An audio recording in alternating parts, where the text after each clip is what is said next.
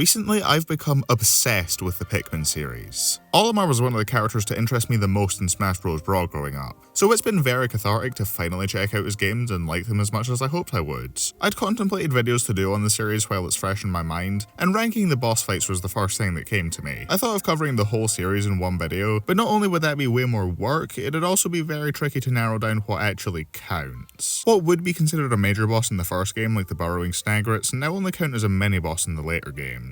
And unlike what I was able to do for the Mario Galaxies, I don't think I could compound the different appearances of an enemy across multiple games into one segment due to the vastly differing mechanics and resources that each one has. So let's keep things nice and simple and just cover one game for today. If you want me to cover the others, then let me know in the comments and maybe I'll do separate videos for each of them. The one I decided to start with is Pikmin 3, my personal favourite. I wanted to replay the game on ultra spicy difficulty for this, but I didn't realise I had to finish it on hard mode first to unlock that. So I replayed it twice in a row, and I enjoyed myself all the way through both times, even more than my first one. Not once through either replay did I feel even remotely burned out. It's not hard to tell what counts for this one, since the game has a designated boss fighting side mode listing them all very clearly. There's only 6 of them, which would make this very short and easy. Any others you might be thinking of are classed as sub-bosses on the Pikmin wiki, and some are only sometimes given that title by fans. It'd feel weird to rank these alongside the main bosses, so I'll run through what I think of each of them real quick. The Shaggy Longlegs is great. The insta-kill stomps make it really dangerous, and I like that you have to target each leg individually to take out his hair and expose its weak spot. I also love how they're able to travel between 2 parts of the arena, giving more purpose to splitting your squad between captains. It's the best one by far, and the inferior Baldy Longlegs is solid as well. We're familiar with the burrowing Snagret at this point. Rocks and Reds make quick and easy work of it, but it does what it needs to do very well. And the bug-eyed Crawmad sucks. The weak points on its eyes make it a laughably easy cakewalk compared to the regular Hermit Crawmads because you don't have to lure it out. How the hell do you manage that? And as for the ones that are debatable if they should have that title, the calcified Crushblat is a fun enemy that has me on my toes whenever I run into one. The peckish Aristocrab can be a joke if you have enough loads to charge it with, but it can be a fun challenge if you don't. And I have no strong feelings on the Medusa Slurker, but it's a cool concept and I don't mind fighting one every now and again. Now let's get into the main course. But it does mean that you are entitled to a beautiful new blue lobster. The Armoured Maudad is the only boss in the game where my praise ends at just, yeah, it's good. It effectively shows the value in switching between Pikmin types depending on the situation. You'll want to throw rocks at the armoured parts and reds at the squishy flesh and they can stick and do continuous damage. It also has a pretty neat design. I love that the glass armour is used to give it mandibles to make it look more intimidating. I mean, they do look quite intimidating, don't they? The issue comes in how easy it is. And yeah, I know, first boss in the game, but much like the bug-eyed Crawmad compared to regular Crawmads, I feel even less weary around this guy because he just never posed a tangible threat. He'll scuttle around the room and on the ceiling. I actually think it's pretty neat that you can keep tabs on him when he's off camera thanks to the falling dirt, but it never got all that aggressive. Mainly sticking in one place and rarely defending itself, leaving its tail wide open to being swarmed by reds and having its entire health bar go down pretty quickly. I don't even think I lost a single Pikmin to it on my first playthrough, and on repeat fights there have been times where I'd mess up and he'd walk over my squad but not eat or crush any of them. Hell, when I redid it in the boss fight side mode, enough of my rocks missed the shell and hit the flesh that I ended up killing it on complete accident before I'd finished breaking all the glass. One more attack cycle was all this one really needed to elevate itself to greatness, but I guess they didn't want to go too hard on the introductory boss, so whatever, that's fine. This is still solidly fun, and it'll get new players accustomed with boss fights fairly well. Get digging, Bobby! The ingredients are probably underground. The Sandbelt Mearslug is the boss least tailored to any specific Pikmin type to deal with. The rest of them all have hazards, armor, or movement that are best dealt with by select types, but the Mearslug doesn't have any of that. I mean, there are dirt mounds that you can get bomb rocks out of that only yellows can reach since you don't have wings unlocked yet, but that's only really a major factor in challenge mode since the main story has one right next to your base that you can prepare with before the fight starts. And even then, the bomb rocks are entirely optional. You can use them to speed up the process, but they're not required to win at all. You can throw one in the creature's mouth when it's in the pit, or you can throw them at it when it's stunned to drain its health faster. That may not be as practical as charging at it with your full squad though. How's the fight itself then? Well, despite being ranked second from the bottom, I think it's head and shoulders above the Maudad, and it's when we start getting into the really excellent stuff. It's one of 3 bosses to make use of dynamic arena changes, and while it's the least compelling of the trio in my opinion, I think it uses that gimmick fantastically. It'll create bumps in the sand making it slower to traverse around, and it'll create giant pits out of the sand that you have to stay clear of, otherwise it can and will devour any of your Pikmin that fall into the center.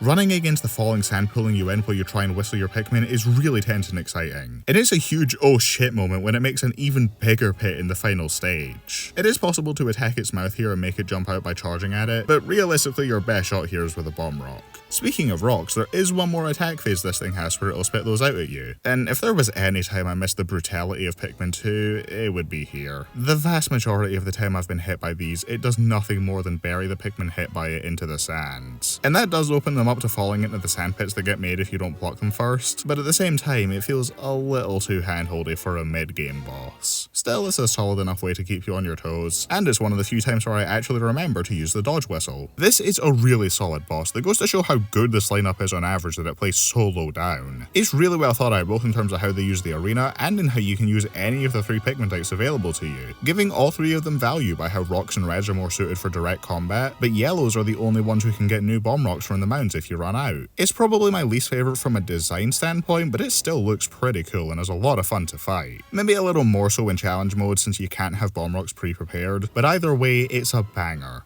They fly now! The cool thing about every type of Pikmin in this game having their own boss fight built around them is that it gives everyone utility regardless of how useful they'd normally be in combat scenarios. They all get their chances to show off their respective special traits. Wings though, their special trait in combat is that they suck at it. They're there to help you collect stuff, you do not want them throwing hands. That's why you never want your squad to be primarily made up of them in case you run into a particularly dangerous enemy, and why the Scarlet Maestro is such a cool idea for a boss. This boss's gimmick is that it flies higher than even the yellows can reach, so it forces you into a combat scenario where wings are the only viable option to make it fall to the ground. Only then can you attack it with any other type you have. I like that this makes you think about how you want to build your army up before going in. Do you take mostly wings so you can launch as much of an assault to the skies as possible, or do you allocate some of your 100 slots to reds and rocks so that you can do more damage in the brief periods where it's grounded, even though they'll be useless for most of it? If the Scarlet Maestro was just on its own, the latter would seem like an easy choice, but it also has 100 minions of its own that it will command to match yours in numbers, which is a really cool concept, especially since it does these commands via music that it plays through the strings in its mouth, forming a harp. These regular Scarlets act as a shield a lot of the time, stopping you from getting to the big boss directly, and when they go on the attack, they'll sweep up your own Pikmin, which forces you to divert your attention to getting them free before they're eaten. They have a bunch of different attack patterns between firing out like a gun, forming rows, and surrounding you in a circle, meaning you've got to be prepared for any way they might come at you. Attacking them individually takes a while, but I find that dismissing your squad and letting the wings go after them themselves is usually the most efficient way to go about it. One strange observation I had is that this is the only boss here where I find a significant difference in how much I enjoy fighting it between the side challenge mode and the main story. Not that the side mode hurt it in the rankings at all. The other 3 make better uses of their arena and various Pikmin types, with generally higher levels of difficulty. But in challenge mode they give you a squad tailor-made to make the fight into a bit of a cakewalk that you can finish in 2 cycles without much effort. The main squad making you choose how you want to divvy up between the different types means you're more likely to get a lengthier and more engaging fight out of it. Plus, the aftermath of the campaign fight is arguably the most satisfying of any in the game. You take your treasures back, including the boss's corpse, some fruit, Louis, you know, the usual, but this is the one fight to scatter a bunch of other enemy corpses around the battlefield for you to bring back. And it brings me so much satisfaction to have all my remaining squad members carry back as many individual Scarlets as they have capacity for. And that's not in the challenge mode, how sad, I can only do it once per playthrough. Honestly, between this and the Mirror Slug, I really could go either way between them. This was the only real toss-up in the ordering for me, but the top 3 were fairly clear cut, so let's get into the cream of the crop. Let's start by getting some sunlight in here.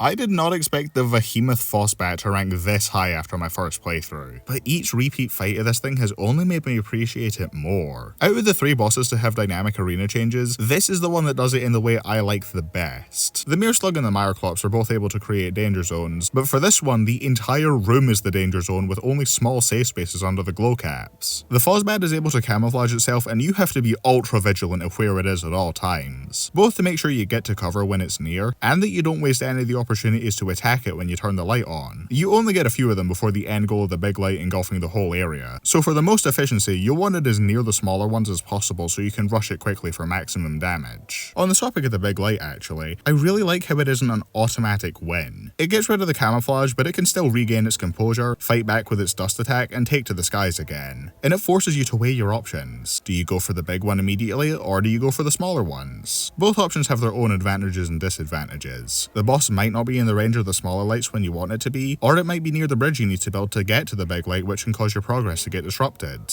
It forces you to maintain full awareness of what's going on and where everything is. Maybe having your captain split up to keep an eye on Pikmin traveling with bridge pieces, and making sure the path they'll be taking has enough glow caps activated to keep them safe. Have them out in the open for too long and they can get caught in the bat's vacuum attack. An easy way to have your numbers dwindle and cause the bridge to take longer to make. Especially since the latter stage of the fight activates these pods spawning the bat's children, giving you another threat to worry about that you have to manage. But the game makes you aware of them in the area before the fight, so you are able to destroy them if you notice them here. When you're able to be as efficient as possible and take it down without even needing to have the bridge fully built though, it's incredibly satisfying. This fight encapsulates a lot of what I love about Pikmin gameplay, having a lot of moving parts to keep track of and multiple options to pursue, giving you that choice to decide what might be the most efficient option. It's also quite funny when Charlie bursts out of its mouth at the end. What a trooper. We are soldiers of war.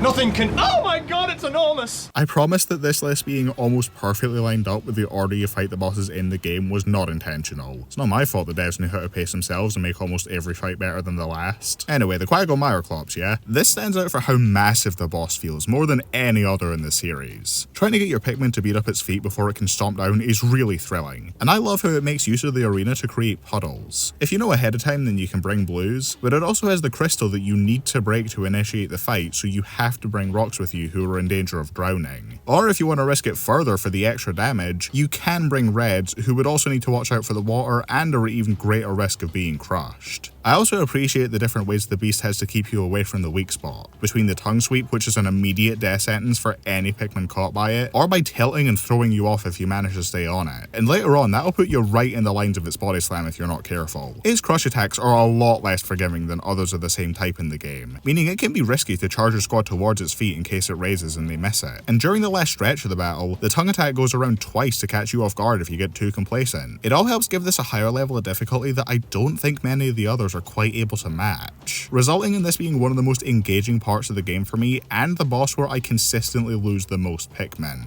It has everything I could want in a Pikmin boss. A unique, memorable design tying in with nature, massive in scope, a good level of challenge without being unfair about it, and it forces you to weigh the pros and cons of which Pikmin you want to bring in. A highlight of the game for sure, but not quite number one. That, of course, would go to— What the f is that thing?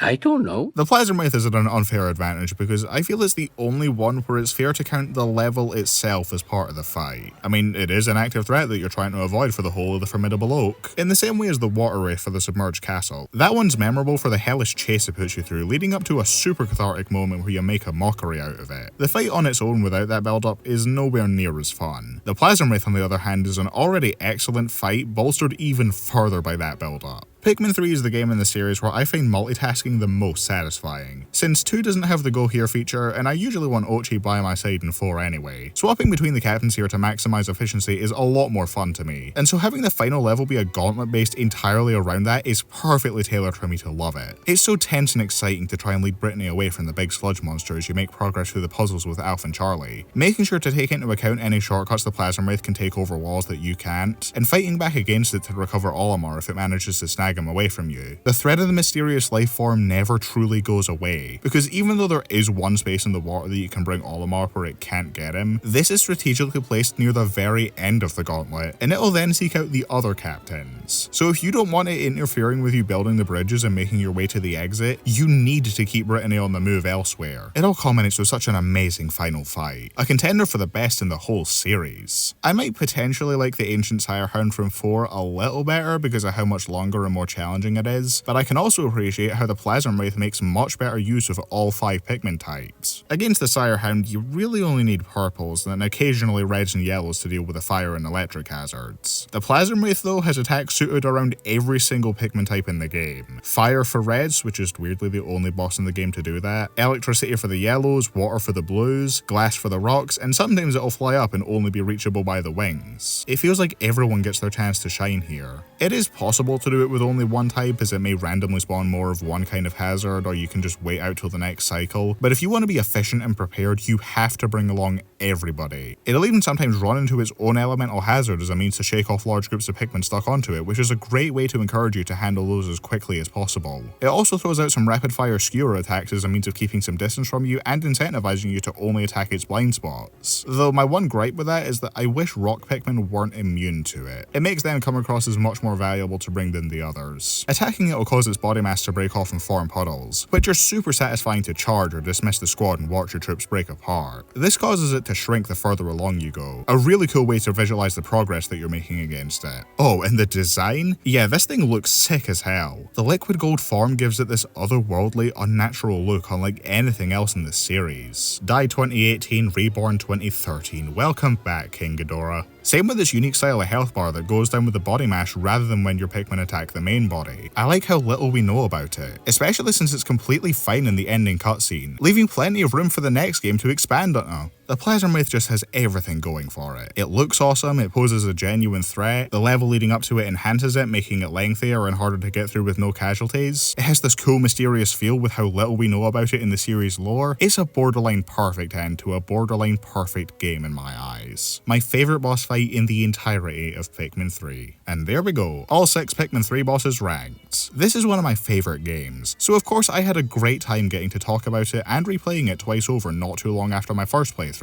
Overall, the boss roster here is fantastic. So many memorably designed creatures with great fights, encouraging you to think of the best way to win. None of them are the hardest thing in the world to come out on top against, especially since you can always just go back to your onion for more Pikmin in the story mode. But the appeal of Pikmin to me is finding the optimal route for something, considering all your available options, aiming for your best possible time, and keeping casualties as low as you can. It's a delight and makes each one of these endlessly replayable. As for which of these I'll do next, I'm not too sure. Let me know in the comments which one you'd be most interested in. One would definitely be the easiest. It's the shortest game and only has a few bosses, so that wouldn't take me too long. 2 and 4 would definitely offer me a lot more to talk about, but they would also take a lot longer to make, especially 2. But really, I'm open to any of them. I love Pikmin. All 4 games are bangers. I'll take any excuse to go through them again. Thank you all for watching and indulging my rambling. I hope you got something out of it. Until next time.